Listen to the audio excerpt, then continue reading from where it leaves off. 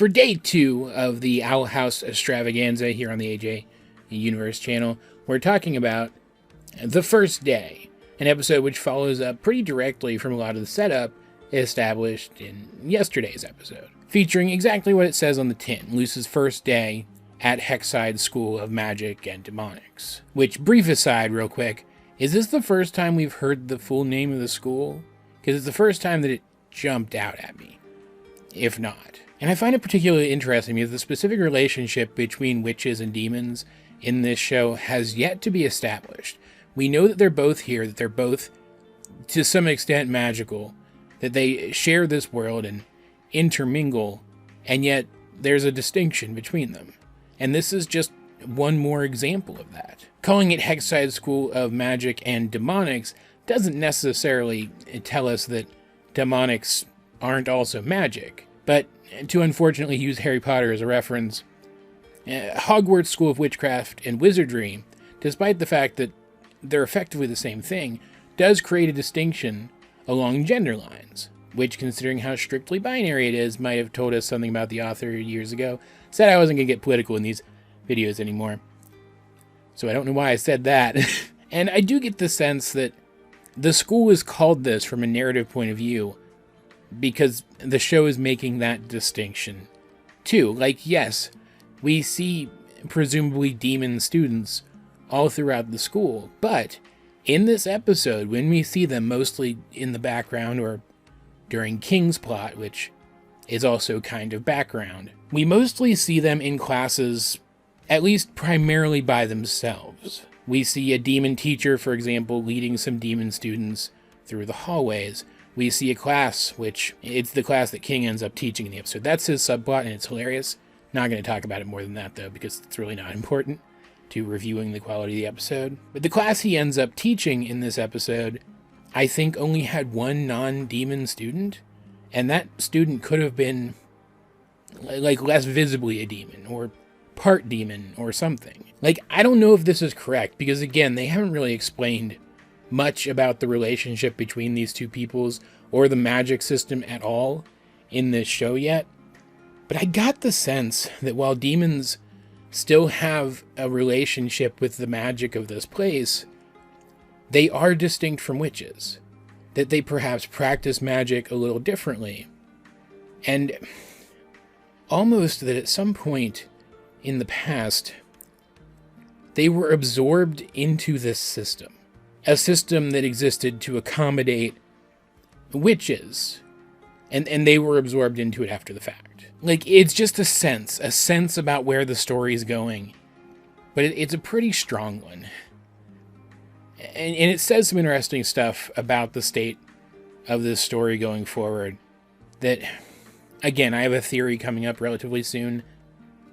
I'm probably going to touch on this in that now that I've thought of it.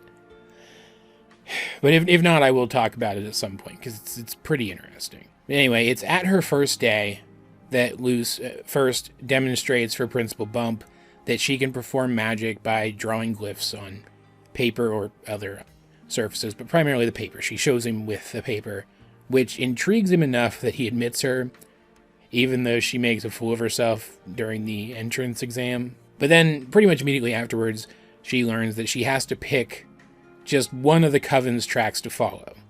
And this is where we're shown very stylized images on banners of the heads of all the various Covens, who, if I'm not mistaken, we also see in little circly doodads in the Season 2 opening, implying that they're going to be important at some point going forward. And it definitely feels like the Coven system is in some way connected with the government of this world, which, like, even if they're not bad people, means that they perpetuate an oppressive system, which is something we're going to talk about in later reviews during the Owl House extravaganza. This is definitely an oppressive system. Though for the most part, I'm going to speak as if you already know that and have already seen the rest of the episodes of this season throughout the rest of this review. I apologize to anyone who hasn't, but it's just the most efficient way to talk about some of the stuff that I'm going to talk about today. Though I'll try to do that more towards the end of the video, so you guys can just skip to the end if you want. And obviously Luce doesn't like this. She's going to want to learn as much magic as she can. That's just the kind of person she is. So Bump ends up placing her himself, putting her in the potion track, which, man, I understand why she thought it was boring. She wasn't doing anything flashy her first day. But potions are cool. I would love magic chemistry, because I'm pretty into chemistry in general.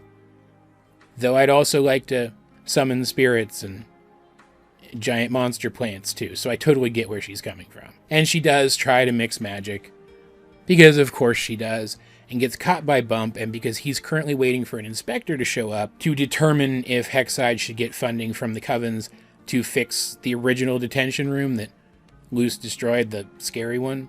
He puts her in the detention track, where you're not allowed to learn any magic.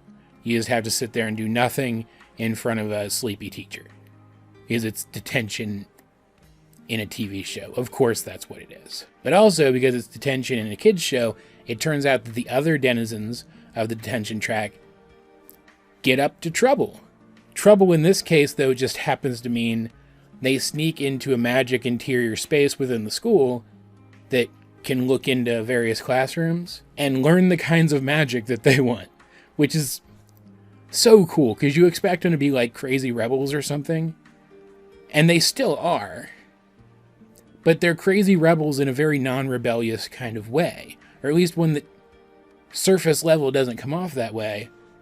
And by association, it says something interesting about another rebel that we're already very familiar with, but I'll get to that in a minute. And now there's initially a misunderstanding between Luce and these various characters who I really like.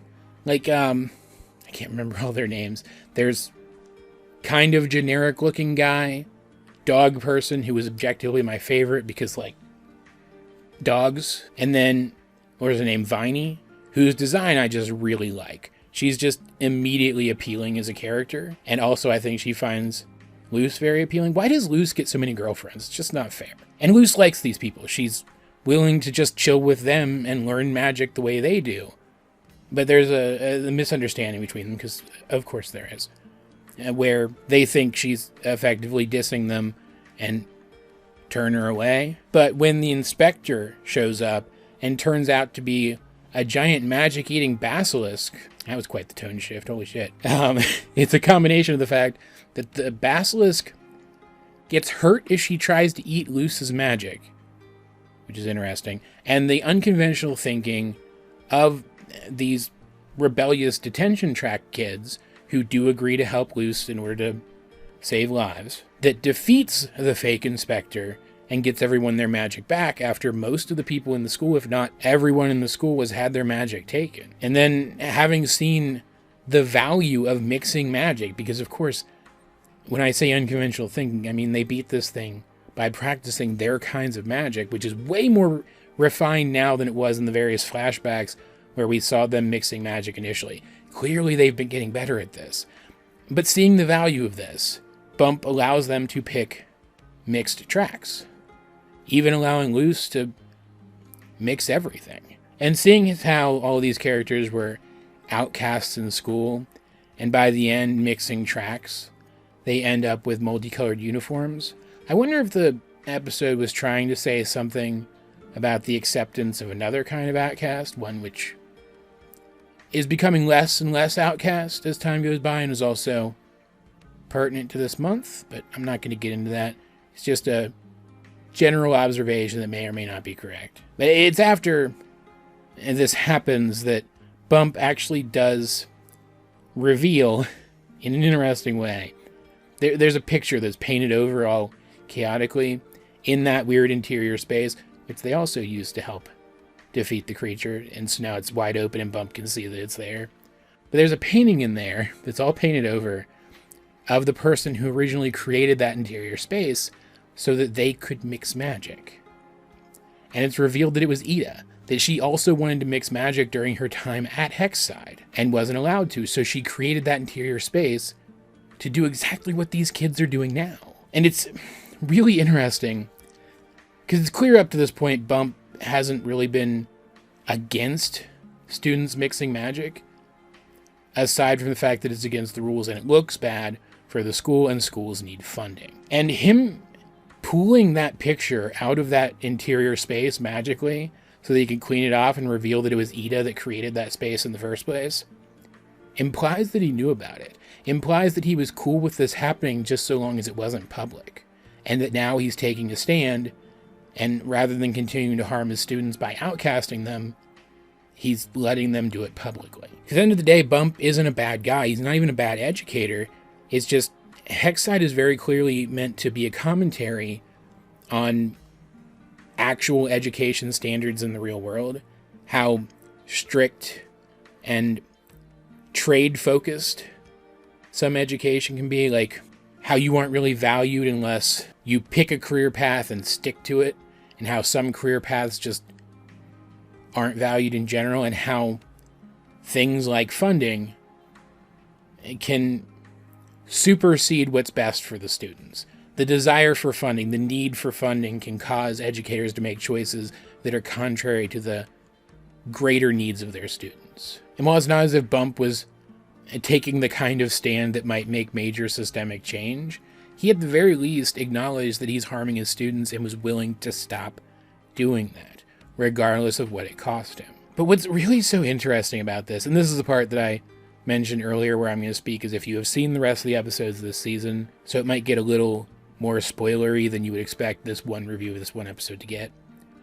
We learn in episodes that are coming relatively soon that Belos and his regime fundamentally altered the structure of this society. That magic users were split into the covens. The coven system was implemented in the first place to control wild magic, and the implication being limit it and weaken it so that Belos would, by comparison, be more powerful and be able to better keep hold of his power base. So you would assume that allowing students to mix magic would be really problematic within that system.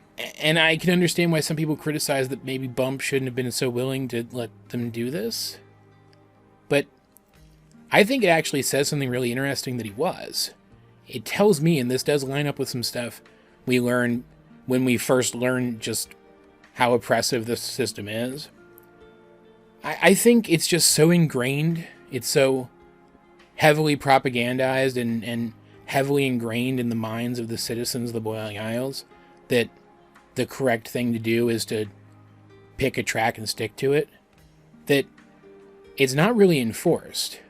That Belos' regime just kind of expects the people to enforce it themselves. And so it's not as if people are afraid to mix covens.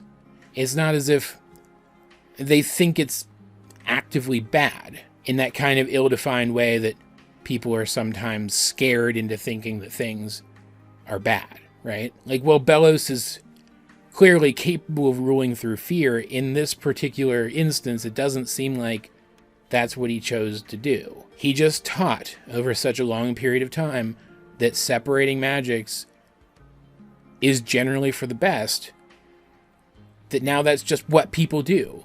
And so when an exception pops up where it seems, oh, hey, in this particular instance, it's more beneficial to mix magics a little bit, they aren't violently opposed to it. They might think it's strange, but they're willing to give it a shot because it's not hurting anyone, and the majority of people are still doing what's correct. Either that or Bump is way more of a rebel than he seems and has some ulterior motive here, which could entirely be possible. It's just, this episode is fun on its own, don't get me wrong. Like we see in this one, I didn't even mention it in the last review. In the last episode, Luce, when she's trying to work something out internally, externalizes it and starts talking to her hands, like literally her hands are talking to her and she's talking back. And we can see in this episode, she's graduated from doing that to talking to puppets, which is freaking adorable. And like, there's good character stuff here. We get some really good Willow and Gus stuff, and the new characters from the, I don't know, let's call them the Magic Mixers, because they're not really in detention anymore, so I can't call them the detention track students. Let's call them the Magic Mixers. The characters of the Magic Mixers were pretty easy to grasp, and they were all likable. There's some Amity character stuff where she is so nervous that Luce is going here now, because she's crushing on Luce so hard. It's just, fans were still denying it after watching this episode, and I don't understand how. And yet, the episode still takes every opportunity to, in the background of everything else that's going on, lay the groundwork for these major revelations to come in the last couple episodes of this season. It's really cool. Like, for example, I mentioned earlier that the basilisk was harmed when it tried to eat Luce's magic. Why? Why is that? It's such a weird detail to put in there if there's no purpose for it, because they could have just had Luce, I don't know, dodge or hide or something. Do something else aside from what she did to drive the creature off long enough and to evade it. They could have written whatever they wanted there, but they took the opportunity to write that this creature can't eat her magic without getting hurt, which tells me that even above and beyond the ways that it's already distinct from regular witchy magic in this universe, her magic is still in some additional way different. And that is so intriguing. And man, they've got to start explaining this stuff.